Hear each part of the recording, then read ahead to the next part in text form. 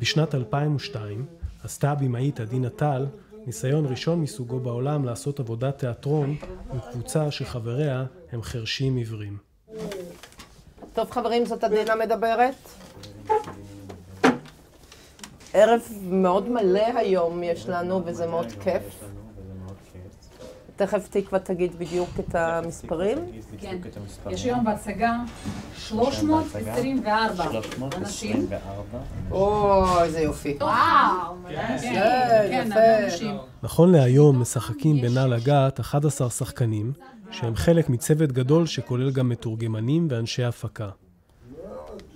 כולם, כולל השחקנים, עובדים בשכר מלא. כתף, כתף, כתף, כתף, כתף, כתף, כתף, כתף, כתף, כתף, כתף, כתף.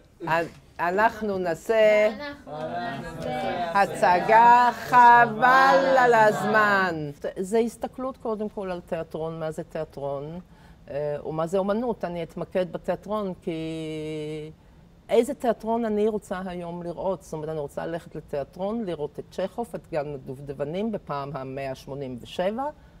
לא בהכרח. אני רוצה לראות משהו שבאמת נוגע בי, מרגש אותי, מצחיק אותי ומדמיע אותי ובועט בי. כן, זה מה שאני רוצה לראות. ואני חושבת שהמודל שנוצר פה הוא חממה ליצירת סוג כזה של תיאטרון. עדינה הבינה את האפשרויות שנפתחות דווקא מתוך המגבלה. היא לא רצתה שצופים יגיעו לכאן מתוך החרמים ופטרונות, אלא כדי לצפות בתיאטרון אחר. תיאטרון שמערער על הדבר הבסיסי ביותר, עצם הקשר בין השחקנים לקהל.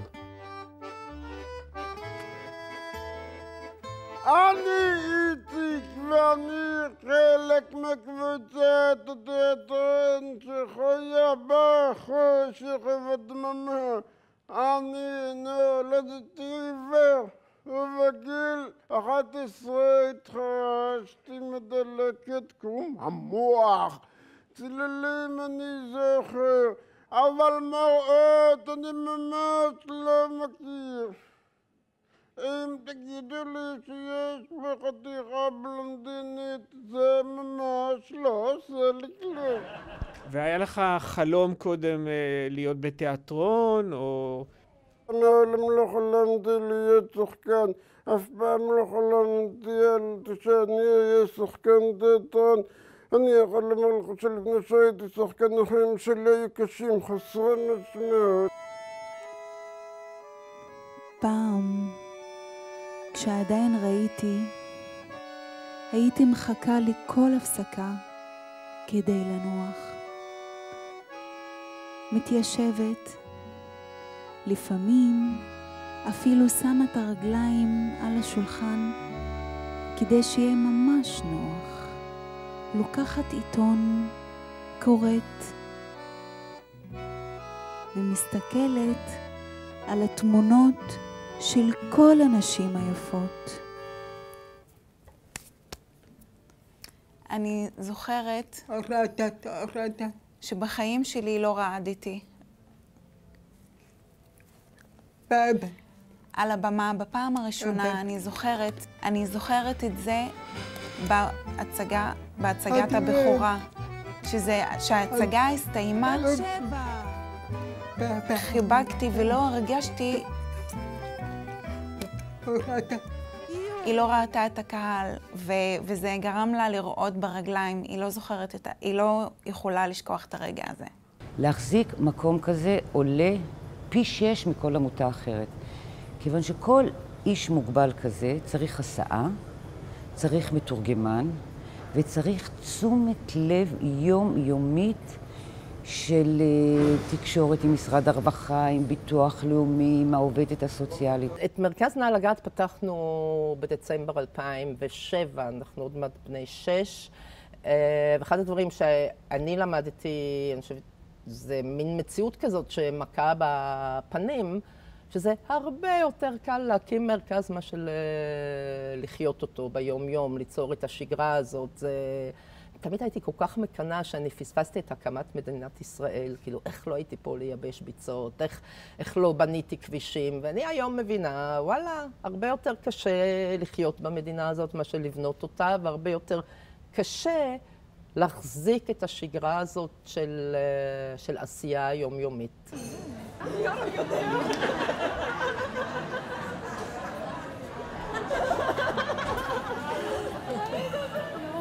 בנוסף לתיאטרון מפעילים בנעל הגת מסעדת חושך שעובדים במלצרים עיוורים, ובית קפה המופעל על ידי חרשים. עד היום הגיעו למרכז כ500,000 בני אדם. עכשיו, יש לי גם כן התלבטות מאוד גדולה תמיד, האם כל העובדים פה צריכים להיות בעלי מוגבלויות?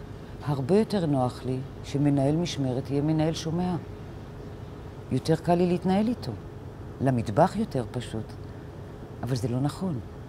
והמדרון הוא נורא חלק, כיוון שאני אוכל להרוויח יותר אם מנהל משמרת יהיה שומע. אבל אני לא עושה את זה. החצר הנשית בנמל היא מצד אחד חנות שבה אפשר לקנות בגדי מעצבים במחירים מוזלים, ומצד שני מסגרת סוציאלית לצעירות מיפו ומדרום תל אביב שלא עבדו או שהתקשו להחזיק בעבודה קבועה. יש לה קרע. בחנות עובדות 11 נערות בתוכנית של שנה וחצי, לקראת שילובן בעולם התעסוקה. נראית יפה. למה לא? איזה במהלך התוכנית מקבלות הנערות ליווי צמוד של עובדת סוציאלית, לצד הכשרות שונות במכירת בגדים ובאופנה. תסתכלי כמה קטע. כן, יש הרבה. אז יפה כזה קטע. אנחנו מגייסות את הסחורה בתרומה ממעצבים. אנחנו מתמחרות את זה עד 70% הנחה, ואנחנו מוכרות את זה בחנות כשכל המחירים זה מ-19 שקל ועד 300 שקל. זאת אומרת שכל החנות זה כן פריטים שהם נורא אטרקטיביים, כי זה בגדי מעצבות שבחוץ זה נמכר ב-700 ו-1,000 שקל, ואנחנו מוכרות את זה ב-100 או 200 שקל. אני מאוד מאמינה גם ברמה הטיפולית, שמעבר להיות בשלב של הבינג, שבו נדבר על איפה זה פוגש אותך ואיפה, מה זה עושה לך, שאני מאוד מאמינה גם בשיח הרגשי הזה, אבל אני גם מאוד מאמינה בעבודה של doing, של לעשות, שיש משהו קונקרטי שקורה. כי השיחות שמתקיימות לי פה עם קרן זה שיחות מאוד טובות. כאילו, פתאום אני רואה את עצמי בסיטואציות שאני בעבודה אחרת מתאפקת ונשארת ככה, כי הליווי הזה הוא טוב לי. ופתאום אתה רואה מה טוב, מה לא טוב. כאילו, זה מראה לך את המציאות פתאום במקום הזה. לעבוד איתם ביחד על מיומנויות שאולי נראות בסיסיות למי שמשתלב בקלות, או מי שעובדת בקלות בעולם התעסוקה, אבל בחיים של הרבה מהצעירות זה לא מובן מאליו, זה כל מה שקשור להגיע בזמן, לקום בבוקר, יחסים בין עובד מעביד או בין עובדת והמנהלת שלה. תמיד יהיה לך הכי טוב אם תסתכלי פה, לא יבלבל לך. דווקא את זה אני כן הייתי מוסיפה, שבין ערבים ליהודים, שאף פעם לא היה איזשהו חיבור בין ערבים ליהודים. וכשאתה מגיע למקום כזה, אז אתה פתאום מתחבר גם למישהו שבחיים לא היית חושב להתחבר אליו. משהו על הרווח וההפסד של החנות, נגיד במקומות שעבדת, הם היו מוכרחים להיות רווחיים. עכשיו, פה זה באותה עוצמה או שזה עם הנחות? לי זה נורא חשוב. ואני כל הרעיון של החנות בעיניי זה כן לשקף איזושהי מציאות של חנויות אחרות בחוץ ולתת להן הרגשה שהן עובדות במקום רגיל לכל דבר, ולכן אני מתייחסת גם לצדדים הכלכליים בחנות, ואני מאוד מאוד דוחפת אותם ליעדים ולפדיונות גבוהים, כי בסוף מבחינת העסק כחברתי זה לא המטרה שלו למקסם את הרווח, אבל בתוך העניין הזה עדיין מאוד חשוב לי שהן יהיו מאותגרות וירגישו צורך להגיע ליעדים, והן גם עושות בונוסים, אז זה חלק מהעניין. המקום של עסק כעסק מצליח זה חשוב גם ברמה שאם עסק מצליח זה אומר שיש לקוחות. אם יש לקוחות, הבנות מקבלות חוויה של חוויית עבודה של הצלחה. מה שיביא את השפע, מה שיאפשר לנו באמת לגדול גם מבחינת אמצעים ומשאבים, זה הלב, זה המהות, זה העשייה. יש לך מקום, אין לך מבט, יש לך טיסה. הבר קיימא הוא בר מסעדה טבעוני בדרום תל אביב, המנוהל כקואופרטיב. במקום בעלים אחד יש לו כ-380 בעלי מניות. חלקם עובדים במקום, רובם אוכלים, שותים ומבלים בו. בקומה מעל הבר אפשר לשמוע הופעות, להשתתף בסדנאות ולקחת חלק בפעילות קהילתית.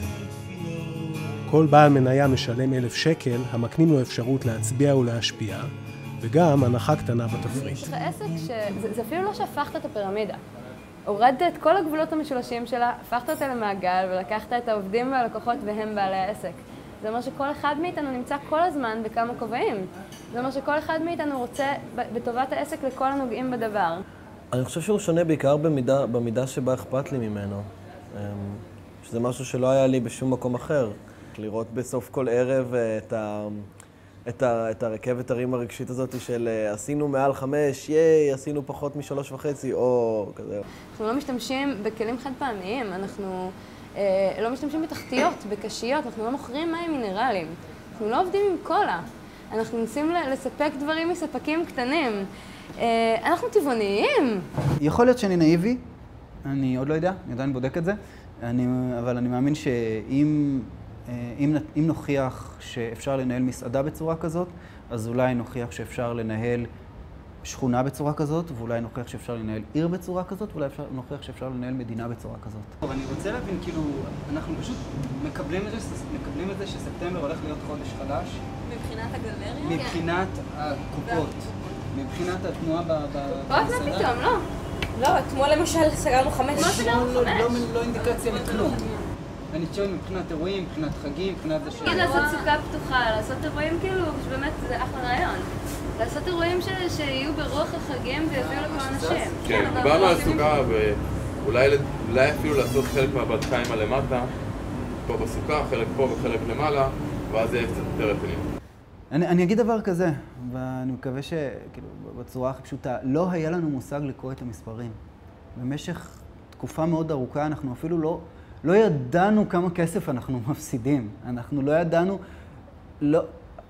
לא היו כאן, כאילו, לא בנינו תוכנית עסקית, לא ידענו לחשב הוצאות מול הכנסות.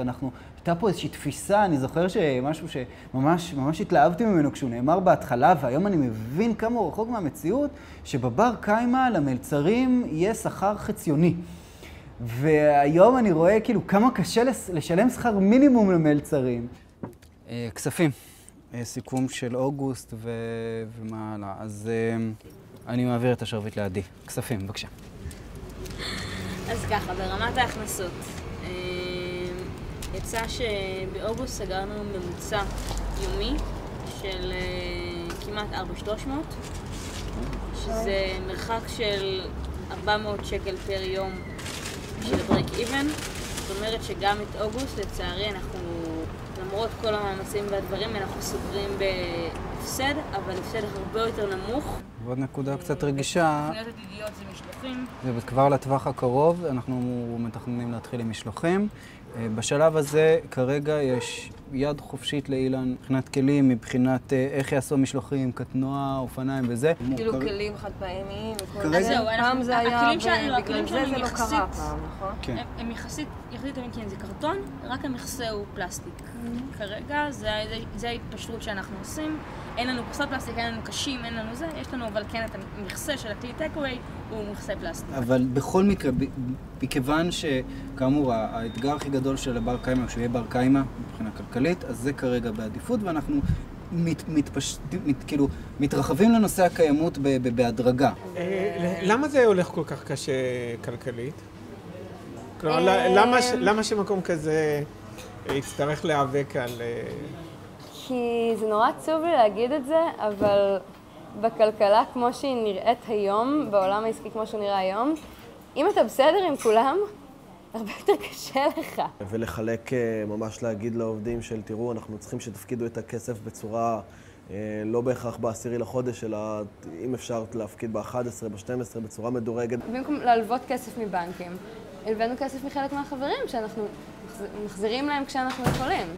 אני לא רוצה לחשוב על האופציה שהבר קיימא לא מצליח, אבל האופציה הזאת היא כן מרחפת ברקע כל הזמן. מה יחשב בעינייך הצלחה? הצלחה? בעוד שנה מהיום. הצלחה, מבחינתי, שנה מהמקום הזה, הצלחה זה אומר שהעסק הזה הוא יציב. מיתוג של החנות כמיתוג חנות אופנה חברתית, שזה המותג שיהיה מוכר כמשהו שהוא באמת, אנשים ירצו להצטרף. הצגה נוספת. שהפסולת האורגנית, הזבל האורגני שיוצא מהמטבח, הופך להיות קומפוסט שעליו אנחנו מגדלים חלק גדול מאוד מהמזון, שמשמש חזרה את המטבח. שהעסק כעסק יצמח, יגדל, גם ברמה העסקית שיהיו לקוחות, ויהיה הרבה בגדים למכור והרבה כסף. וגם שנערות, שזה יהפוך להיות על המפה הטיפולית באזור יפו, תל אביב. בתום שנה אני רוצה להגיע לאיזון תקציבי, כיוון שבלי איזון תקציבי כל החלומות שלי יכולים להמשיך ולעופף באוויר. כמובן, גם רווחים כספיים שמשמשים לחיזוק הקהילה המקומית, לחיזוק השכונה. שנצליח לגייס עוד בנות מקסימות כמותן שיחזיקו עוד שנה וחצי. יחזיר את ההלוואות שלקחנו כדי להקים את המקום.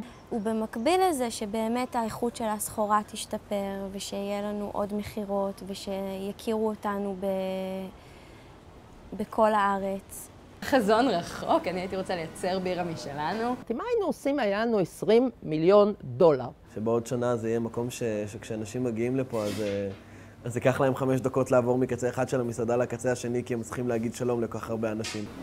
להיות מאוזנים. תראה איזה תשובה מטומטמת אני צריכה להגיד לך. קודם כל אני אסתכל על זה כהצלחה, אם אנחנו מאוזנים תקציבית. זה בעצם בדיחה. נכון? כאילו מאיפה אני מביאה עוד 50,000 שקל? איפה אני? זאת הצלחה כבירה, אבל זאת הצלחה לא. אני אראה הצלחה של עשייה, של התפתחות. אנחנו לא בית קפה שצריך רק שורה התחתונה שלו, היא באמת המאזן הדוח ביצוע והתזרים. אני חולמת תזרימים. החזון שלי? אני רוצה דינה על הגג. אני רוצה לפתוח עסק משלי. עסק משלך? כן. זה היה כאילו החלום או הכיוון? כן.